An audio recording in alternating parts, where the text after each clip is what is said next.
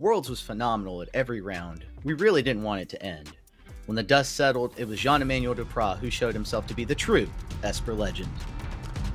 It only matters if it ladders. Comment below with your thoughts as we navigate through Week 3's metagame shifts. Now let's untap.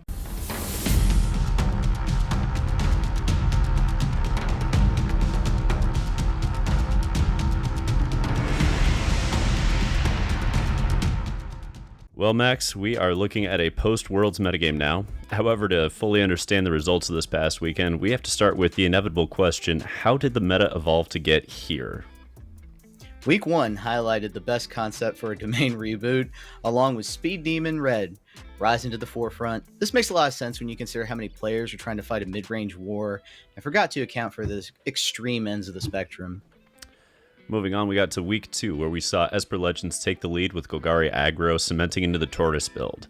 And I'll be honest with you, it took me a long time to figure out the brilliance of the turtle, but I think I finally understand the point. Golgari Aggro plus turtle equals the biggest mid-range strategy. And basically, the turtle is the last stop before we just move on to a ramp shell, while retaining the best of the rest of this archetype. This in turn was crushing all those Golgari mirrors while shoving Dimir firmly out the door and announcing to the aggro players that there would be no easy victories. Unfortunately, it didn't really have a path through domain with consistency due to the lack of counterspells. We'll address that a little bit more in detail in a moment, but Esper did. Yeah, Esper saw a few different builds, but ultimately is really starting to remind me of Grixis mid-range from pre-main period. You got the Wandering Waifu. Might have finally done it with her. There's a reason that it made up the largest contingent of players at Worlds after all. This is really the best deck to curve out with. You know, you got Virtue on both sides, 2 and 5. You got Wedding, you got Waifu. It abuses the hardest. It really abuses the hardest with Mastermind Throat Goat to ensure that you can adjust your game plan accordingly. It really filters with the Rafine, pushing graveyard interaction with Lord Skitter. It has Denick to hold back Red and Shelly. Really, good luck getting through this beast of a deck. It's got almost every single angle covered. And last but not least, we see the re-emergence of Esper Legends, a deck that gained Lord Skitter in the 3-drop slot, but not a whole lot else. The beauty of this deck is that mostly it wastes no time fucking around and gets straight to letting your opponents find out. Now, the world had mostly forgotten about how potent Skrelv into Thalia/Denick is, but we saw it on full display at the top 8 of Worlds. It isn't that this deck is unbeatable, it's that when people forget how to prepare for it, it punishes the hell out of them. And we watched that in that top 8 so many times. Absolutely, and that's really where we stand going into a post-Worlds meta. We know about Esper Midrange, Esper Legends, Domain Ramp, Golgari Aggro. These are all viable choices. We also know that there's strong indicators that Control is coming back through a Bant shell, although it's hard to judge from a single player's success. Nonetheless, we've left it in Tier 1 for now, so let's get to the breakdowns of each archetype and see where they are positioned in the meta moving forward, starting with Domain. God, this deck just will not die, will it? No, not at all. So Reed Duke smashed into the top 8 of Worlds with his team's copy of Ramp Domain, eschewing the invasion build entirely, as did most of the pros, which should tell you plenty about which one to play. Now, Duke went 13-1, 10-1 before auto buys, let's be fair, and entered in first place, vying for the Player of the Year with Simon Nielsen. Another copy ended up in the top 8 as well in the hands of Willie Edel, pushing this as the second best performing archetype of Worlds at top 8 finishes. Nonetheless, we saw some of the weaknesses present as well, as Reed Duke lost all of his post-board games against Anthony Lee in a matchup that historically is supposed to be quite positive. There might have been some heavy variance, but a 3-0 post-board set of games shows it wasn't a fluke. There is more work to be done on this deck moving forward. Now, there are a few unique pieces to his build worth discussing. First, the inclusion of Up the Beanstalk. That's beautiful. It's strong, and it's quite likely to continue. It just ensures you don't run out of gas, right? Secondly, those 2 copies of Courier's Briefcase is a strong acknowledgement to the need for early interaction while wanting a card that later in the game can act as a 7-mana draw 3. The versatility is stronger here in this list than I see in a lot of other Domain lists. The sideboard similarly shows a number of choices that highlight the need for early interaction. We don't see a single giant uncounterable threat here. We see instead another Up the Beanstalk for control and other early pieces of interaction to replace the poorly positioned removal spells postboard. This is absolutely where you want to start your Domain list for testing. Props to Duke for the design, even if losing to Golgari Aggro really did feel like karmic justice for last-minute oddballing from Golgari Aggro over to Domain. Yeah, really. Couldn't have said it better myself. Now, Darth, playing Domain, it sort of feels like the inevitable bomb. It's going to go off any given match. The opponent always feels that pressure. How do you feel about it converting over to a 3 Atraxa, 3 Virtue of Persistence as the top end cards, other than Herd Migration, of course? Are Breach and Atali too clunky to be in this slot moving forward? So this is a bit of a meta call. I think if you're in a domain v domain setup, then you look at other cards. You look at things like Breach to find cards like Big Elish, you know? But we're not in that meta. Domain makes up somewhere between 10 and 20% right now, which is not significant enough to say we want a clunky top end, especially when a majority of the rest of that meta is low to the ground, fast, getting going. Because nothing feels worse than having like an Atrax in hand, and then you draw an Atali, and then you draw a Breach, and then you die to everything on the battlefield. Yeah. You just can't afford to clunk up that top slot, and the beauty is you don't have to anymore. Up the Beanstalk actually solved a lot of this for us by saying, okay, we get it, you want to get to your bombs, but instead of running more bombs, we'll just run cards that give you more cards, and you'll eventually filter your way into your bombs. So instead of running like 6-7 drops, and I'm not counting Herd Migration in this nor Virtue of Persistence to be fair, you can run up the Beanstalk and you can get value off of them when you're doing your Sunfalls, your Leyline Bindings, and just keep drawing, keep filtering, eventually get to Atraxa. Okay. Yeah, playing more to the deck's mid-game strengths, I guess, is what that does. Thank you. Talk to us about a very popular deck that we saw at Worlds, Esper Midrange. What's going on with this list? 2 Esper Midrange players and 1 Esper Legends deck made it to the top 8 of Worlds, making it the strongest color combination at Worlds in terms of top 8 finishes. However, it was also the most played archetype, so perhaps it performed in line with expectations. Fairy Mastermind here is what I really want to focus on. It's not in this list, but it was in most of the Esper Midrange lists, and I think it's going to come back. Like, I understand where this one's positioned, and it was positioned well for the Worlds meta, but I think we're going to see an uptick up in the Beanstalk, and Fairy Mastermind is your natural way of dealing with those decks. They don't have a lot of ways to interact with you low on the curve. You can dump that Fairy in response to them playing up the Beanstalk, and all of a sudden, every time they draw, you draw, just like that. That said, matching card advantage with tempo is excellent. Lily is a pressure cooker that typically eats a Leyline. Again, not in this list, but I'm seeing a number of Esper midrange lists that are kind of catering more towards that. And in the meantime, this list, which is by Kazun Kazaka, if I remember correctly, meets the expectations of being that best Virtue Wedding waifu deck. And this iteration is extremely well positioned for that. What Kazun did for this tournament that was different from what I saw the other Esper midrange decks do is basically treated this list as a curve-out Esper Legends deck, except it eschewed some of the Legends to go harder on tokens and maintained a lot of the early interaction instead of going towards Fairy Mastermind and hoping for more consistent 2-drops. It said, no, we need the 4-make disappear. Yeah. Okay. That sort of leads me to my question, because we're talking, of course, about 2 different builds, and you showed the Kasaka build.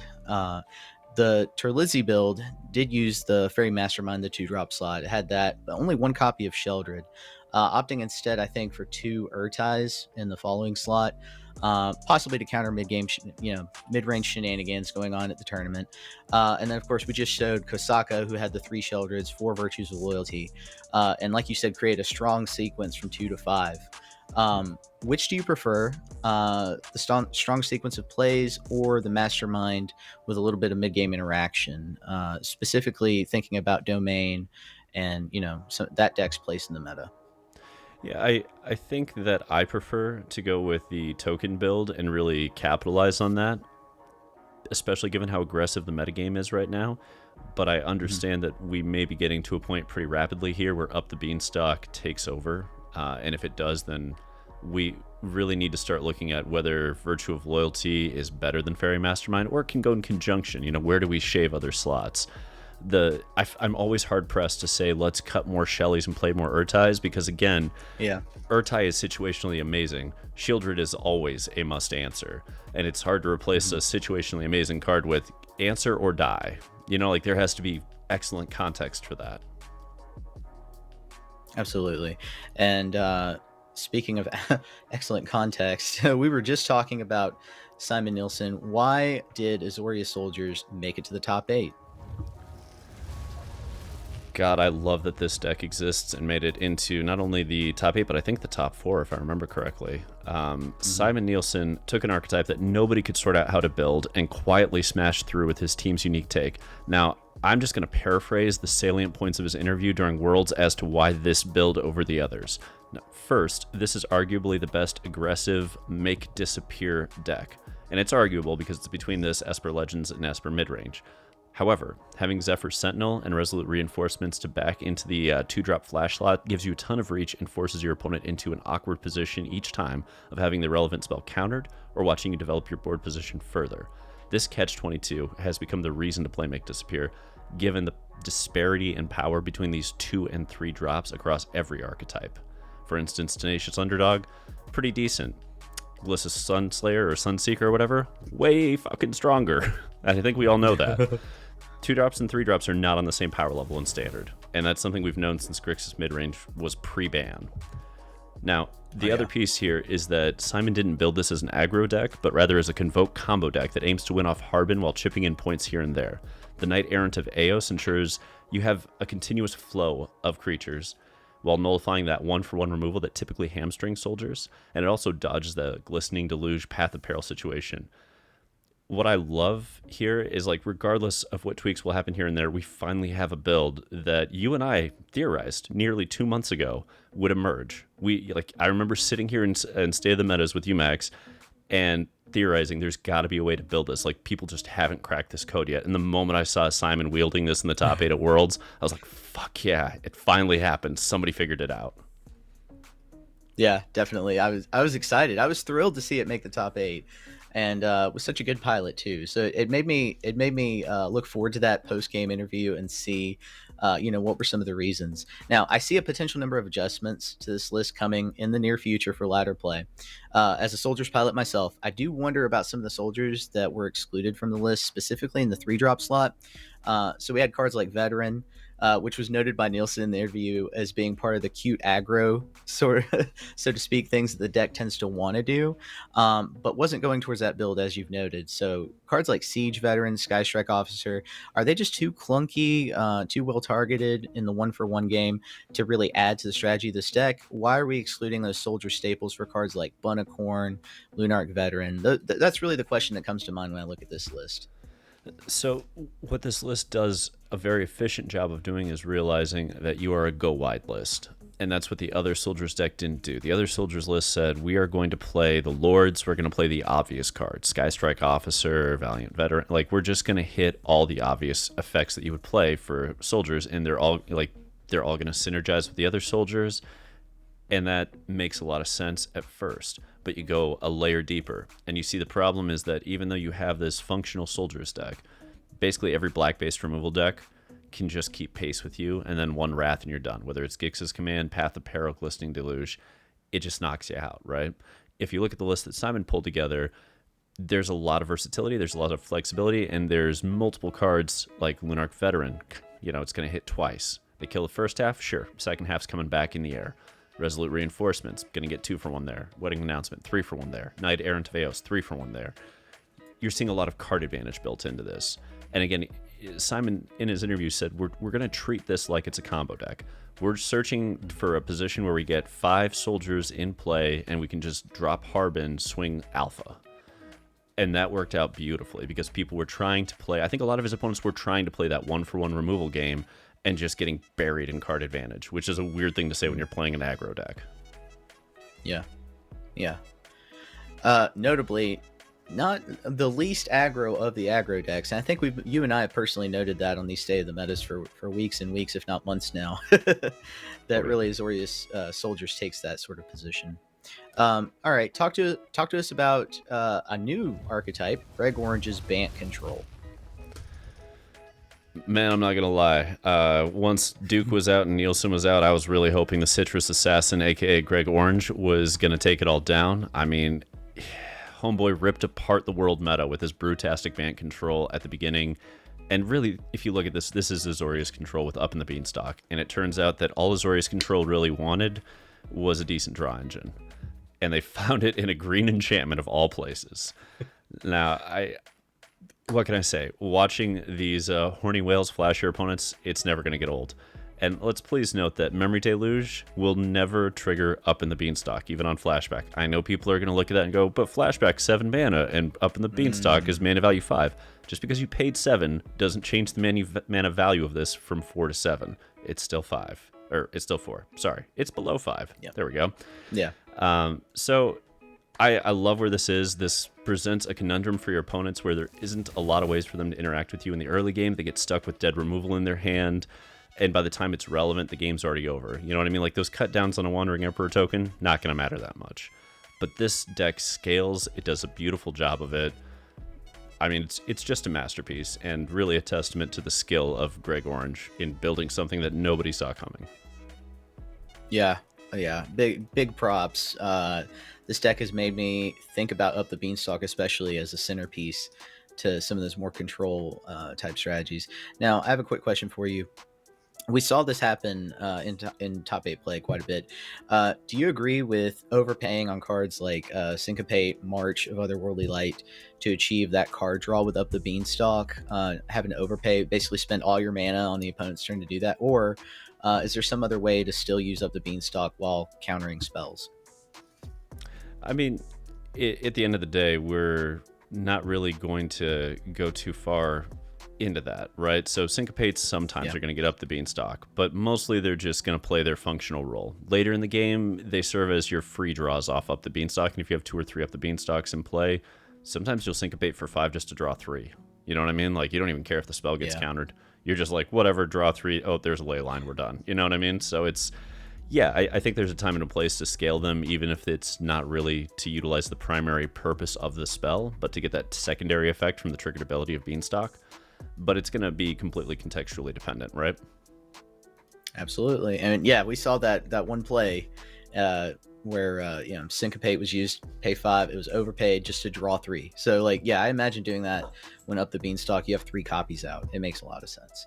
All right, talk to us about another popular list. We're going to see a lot of it on ladder, Golgari Aggro. Anthony Lee was the sole Golgari Aggro player to make it to the top 8 of Worlds, proving that this deck still has game. If you watch the masterful post-board play against Reed Duke in the quarterfinals, and frankly, that was my favorite match of the entire top 8, you will see how versatile this build can be. I mean, I'll be honest, I've already spent yesterday evening tuning up this list to like kind of adjust for the meta, and we're going to cover that a little bit more later in this. But Golgari has the chops to push through this metagame, and it's probably time to acknowledge it. I know people are going to say that Domain is a terrible matchup. Again, if you look at that tight post-board play in the top 8, you're going to see that there's an argument to be made for Golgari having game post-board against Domain and actually pushing through it. So it's a question of where you want to position it. Like, Golgari has all the tools to take on any individual deck, but the question is, how hard do you have to slant it, and will that affect the other matchups, right? We'll see what happens. Yeah. And, I looked at this list. I looked at Anthony Lee's build in particular. It looked like it did a great job of curving out. It had some small ramp pieces to get all the way up to Virtue of Persistence, to get up to Gix's Command. It had the 1 Bramble Familiar, the 3 Blossoming Tortoises, which certainly helped out. Do you feel like this is a good strategy for Golgari Aggro, or would you rather see more early interaction from the deck? I mean, honestly, I think that's the only way to build it these days, and part of that has to do with the fact that we covered this a little bit earlier, like, Turtle has changed how this deck is built. Prior to the Turtle, this was kind of like mono black aggro splashing into green, because like Mosswood, Dread Knight, and Gliss are so good, and Terra Sunder's certainly welcome. But with the presence of the Turtle, we started justifying some Mishra Foundries, some slightly more expensive spells up the curve, and it changes this into the bigger mid-range plan. And it seems like that's the correct path. And I'll be the first one to admit, I didn't think it would be. I went against the Turtle so hard. You can look at any of the early State of the Metas to see how hard I went against it, but I was wrong. Yeah, fair enough, calling yourself out on that. But yeah, I do recall that first week after Wilds of Edlraine, we were talking about the Turtle specifically, and then after week 1, you kind of acquiesced there, and now we see the value of the Turtle for sure. Okay, talk to us about, right, the champion, Esper Legends. How did Jean pilot this? World champion Jean-Emmanuel Duprat put on a motherfucking clinic in the top 8 of Worlds, highlighting exactly what happens when you forget about the raw power of Esper Legends. Now, sure, this deck is one that can be hated out with early interaction and scalable threats. Did anyone really prepare for it correctly? I'm going to say not really. Everyone was prepping for Esper Midrange instead, and Esper Legends came in hot, rolling through the clunkier draws of its opponents with relative ease in the top 8. Now, disclaimer, I watched those matchups. Jean-Emmanuel ran hot as the sun in a few of those. It was wild to see those top decks. That said, I don't think it's a mistake that in the top 8 we saw 7 copies of Shelly between 2 decks, and that the deck, the Esper build with 4 Shieldred, won. I don't think that's a mistake. I don't think that's a coincidence. I think that really just shows you can cut down on copies of Shelly at your own peril, because that card is still the litmus test of this format. She's a brick house. She's mighty. Now, oh man, we've talked about Esper Legends. It's one of those standard veterans that we talk about. I've personally been back and forth on the inclusion of Thalia in this build since its inception, pretty much. Thalia, it put in work against Domain. I think we saw some instances of that. Did it put up enough work, though, to warrant its inclusion in this meta? Or is there something else in the 2-drop slot that you have your eye on? Frankly, I actually like where Thalia was positioned for Worlds. We'll see if it's still relevant once we get out. Like, Thalia is at its peak when people start to get greedy and go farther up the curve. And to be fair, if people are going to be on up the beanstalk builds, Thalia starts to look better and better and better, because we have these decks that are a little bit too clunky, and all of a sudden you get a time walk effect. You know, they make their land drop, but they don't have the ability to interact. Fantastic. Now you slam a Rafine and off to the races we go. It does such an efficient job of doing that stutter step that is critical. And I mean, let's be realistic here. Thalia is played in fucking Vintage. That's how strong this card is. Like, it is a 4 of in one of the top 3 decks in Vintage right now. There's a reason people are playing it, and I get it. It's a whole different format. But this little passive ability has wreaked havoc for years, and will continue to. I just think that's where we're at. Everybody's trying to find ways to solve and ways to kill out creatures in Esper Legends, and Skrelf into Thalia is one of the hardest starts to get out of. Yeah, it really is. There's a reason it went number 1. But let's move on to tier 2. Let's talk about those lists that everybody wants to talk about, right? Aside from just the winners, we got decks like Simic Cauldron. Whew. Let's do it. All right, Simic Cauldron, a 9th place finish for this sweet brew, and really only one of the only proper combo decks in all of Standard at the moment. This list combines Agatha's Soul Cauldron with Sleepy Cursed Fairy, Kami of Whispered Hope to generate infinite mana. Then it hopes to mill into a Realm Scorcher Hellkite to finish the job, because of course, Realm Scorcher, the Hellkite's ability is able to finish the opponent off. Now, we're talking about Realm Scorcher Hellkite. We've also got some cards that help self-mill. The inclusion of, in the 3-drop slot, Ren in the Realm Breaker. Very interesting addition. I mean, the +1 is great, but of course you're milling yourself to be able to pull up the creatures that you need in a given time.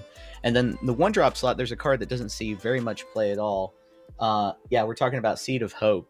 Milling 2, getting a permanent, possibly a land drop that you might need back into your hand, and then gaining 2 life. That little bundle of abilities in the 1-drop slot can really help. So I like to emphasize the utility cards in the deck and not just the combo pieces. But everything in the deck seems to synergize quite well. I'd really like to try it. Now, Maxis came in 9th place. Literally tiebreakers kept it out of the top 8. Is this the best version of Cauldron, though? Do we go harder on the combo and get to the connive side of it, or where are you at with that?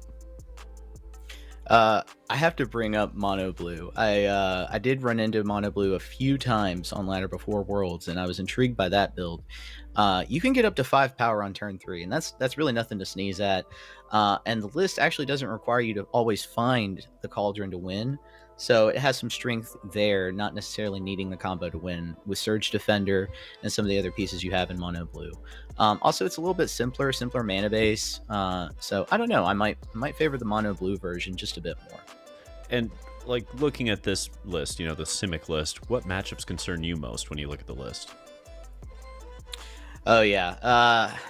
I'm trying to think of like what's the anti-artifact, anti-enchantment list right now, and you have Golgari with its tendency to run cards like Terra Sunder, Nissa on the top end, Boseiju, but you also have Domain, right? Because you have Leyline Binding. So any of the decks that on main board run anti-permanent removal, anti-enchantment, anti-artifact removal. So those are the two lists I'm thinking of that you might need to shore up if you're building this one out. Fair. All right, let's move it right along over to a classic, good old-fashioned mono red. Max, take it away. Whew. With the inclusion of several base mono red shells, this version by Chwet, I don't want to mispronounce it, by Heng, attempted to go underneath that much bigger deck and the much bigger decks in the tournament like Domain, Esper Mid, and so to speak, so forth, all those decks, Golgari as well. It did beat a version of Esper Mid in round 4 on a 2-1 margin, going on to also beat Domain, Golgari, and another red list in its run, ultimately losing to Reduke's Domain and Sam Party's White Humans. Ray Hirayama's Esper Midrange, also showing that while it could hang with the top archetypes, its performance was ultimately too inconsistent to top 8. There were 9 other players that tried mono red to even lower results than the 32nd place that this deck got. Now, while this list, I have to note, contains many of the fundamental aspects coming to mono red as of late, my diagnosis is that we'll ultimately have to decide which direction it wants to pursue the most. At present, we see a Dragon Shell featuring Shivan Devastator, Invasion of Tarkir. We see a Celebration Shell featuring Godric and some enabling cards like Kuzano, the Scoundrel. We see a Prowess Shell with the Monastery Swift Spear and 15 different non-creature spells that can trigger that. So ultimately, what form this deck takes in coming weeks will depend on the shifts in the Tier 1 meta. And I assume it's going to be a big response to those things, right? It'll be interesting to see, though. I'm thinking of one other list that tries to go as hard and as fast, and that's White Humans. Will that list overcome mono red? Which of these two will really take the aggressive spot? Well, looking at that mono white list and then looking at the sideboard of mono red a few weeks ago, I remember talking with you and like debating, is Lithomantic Barrage even correct in these sideboards? Based on what we saw at Worlds, how do you feel about it now, though, right? Right, absolutely. That's of course a very meta dependent answer, right? We have Esper Mid with Emperor, Rafine. We've got Esper Legends that also uses Rafine, Skrelv. We've got Archangel of Wrath and Domain. So there's still quite a few targets for this card. We'll have to also see how Mono White Humans and Soldiers come up to see if those take a big meta share to help answer that question. That's fair. I mean, if people are playing Esper Legends, I want 4 Lithomantic Barrage, frankly, because it kills Skrelv, Thalia, and Rafine all for 1 mana. I guess 2 for Thalia, let's be fair. That said, we look at this build. We see the push of Shivan Devastator over the Phoenix Chick, and we see that Invasion of Tarkir is in here. So we see kind of that Dragon Shell. How do you feel about that? I think that's stronger ultimately than Phoenix Chick, but again, I'm thinking about which of the. I feel like you have to pick 2 with mono red. Which 2 of the base shells do you really want to pick here? If you're going to push for the Dragon Shell, then of course Shivan plus Invasion of Tarkir, that can become its own win con. Sure. Once you activate Invasion of Tarkir, you have Shivan out there. You can do a ton of damage per turn. Your damage output goes up tremendously. But if you're going towards like the Celebration Shell, you might want to have a Phoenix Chick that can come back into play without you having to really pay much for it, along with Squee. So I don't know. I personally, I like the Dragon Shell a lot more. I just think it's a very efficient response to the meta right now. Fair. Well, let's take it on over to Mono White Humans. We got Jim Davis's build. Max, all yours. Love me some Jim Davis. Jim Davis had the best record of the mono white players at Worlds and gave us this gem of the list right here. The first thing you're going to notice is how much it really leans on an aggressive game plan. It can snowball pretty quickly, and that's really why. Hopeful Initiate is the first one I want to highlight. It makes for an efficient 1-drop, both growing as the match wears on with 1/1 counters, but also later being able to mitigate the effects of artifacts and enchantments. And we just talked about some of those that are coming into relevance, such as Up the Beanstalk, the Virtue cards, both in black and white. Cauldron, there are Cauldron decks now. So this card stock value will probably rise in coming weeks as those decks come into play more and more. 2-drop slots filled with some notable inclusions as well. We've got the Spellbook vendor, which is new. This makes a pretty good mana sink, especially in the mid game, powering up your go wide game plan, supplementing it well. Thalia is also notable for positioning the deck well against Domain and other typically control heavy archetypes. So I also, one last card, I can't overstate Adeline's power in White Weenie's decks. So 4 of looks a little bit excessive, but believe me, she comes in clutch when she needs to.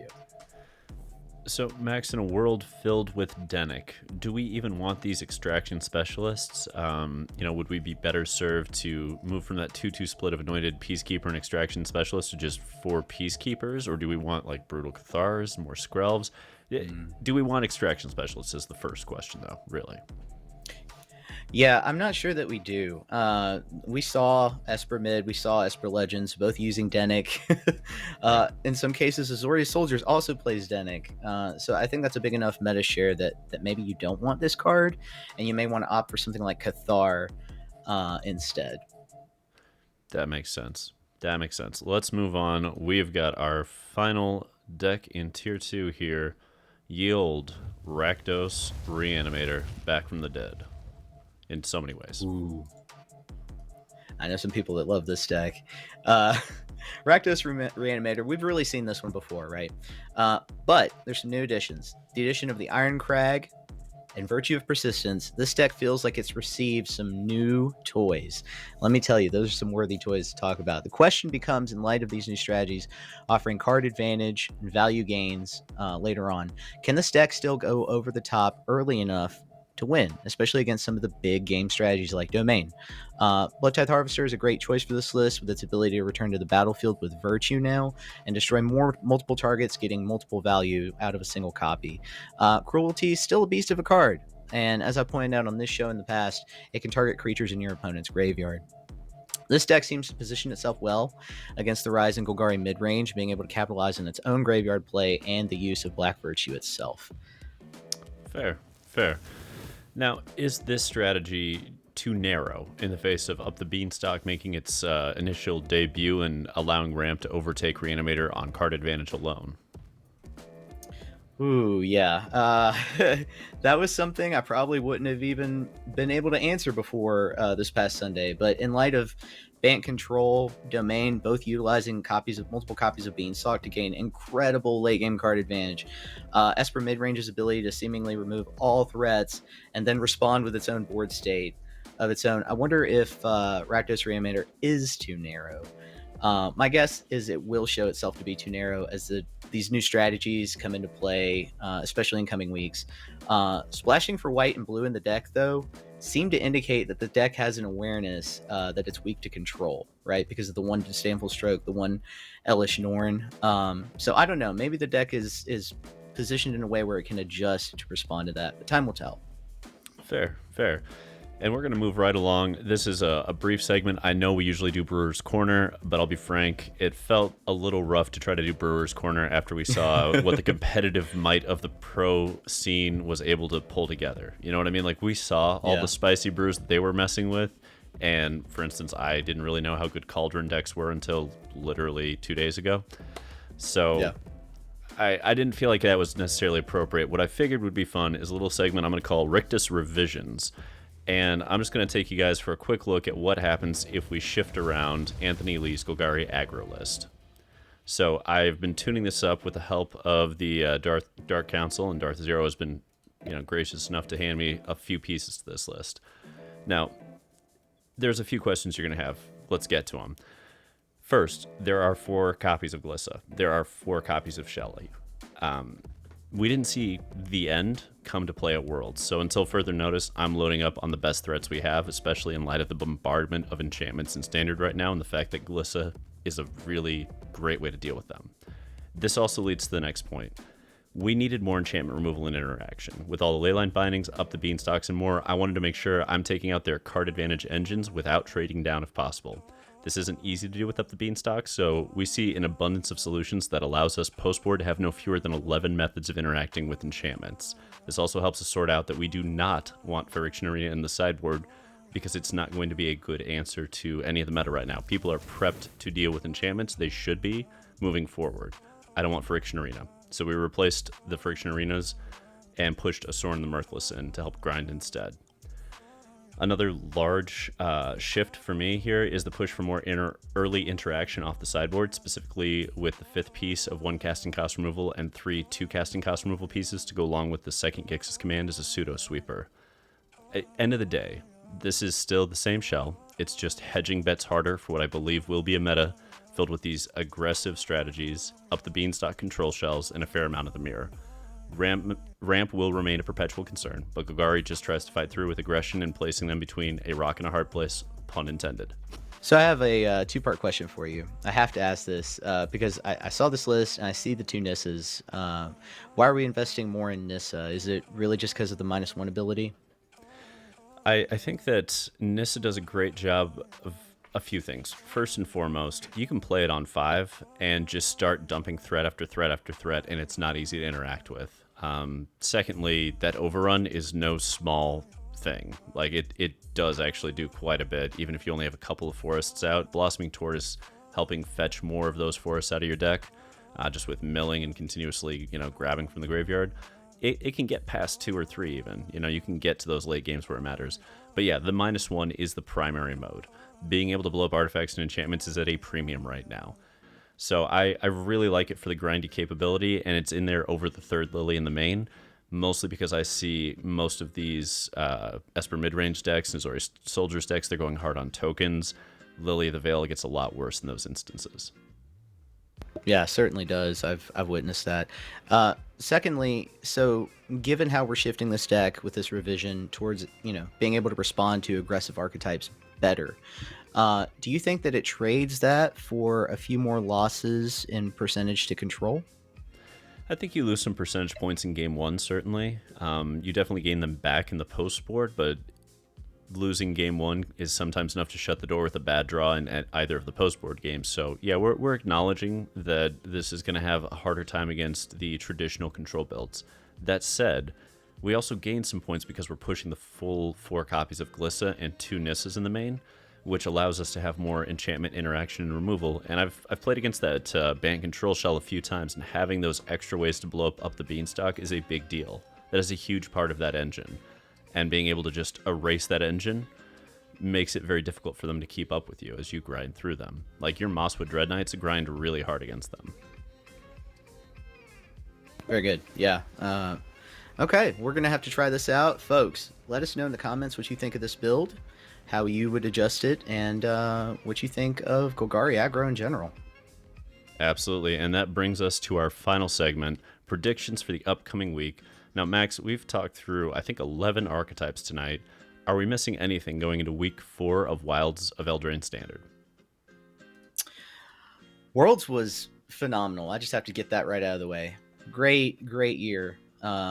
This Worlds was amazing to watch. And being able to really watch it closely, seeing the differences and shifts in the decks that got play. We're tracking, I want to say 10. We're tracking 10 different decks this week, and all of them saw play at Worlds. All of them started discussions and conversations around what's viable in Standard.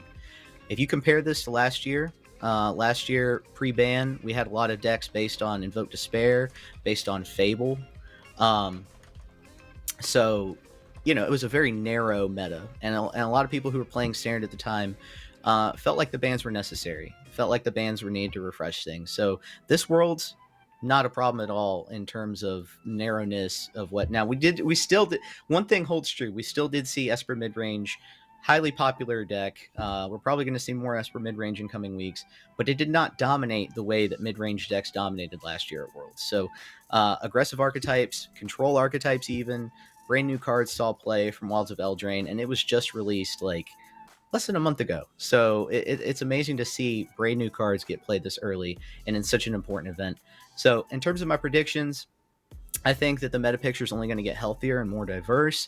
We're going to see combos come back. We're seeing Cauldron decks starting to be a thing. Perhaps there's other combos out there that people are willing to go out and test and experiment with. And that's really my hope for Standard, is that it gets healthier as we move forward.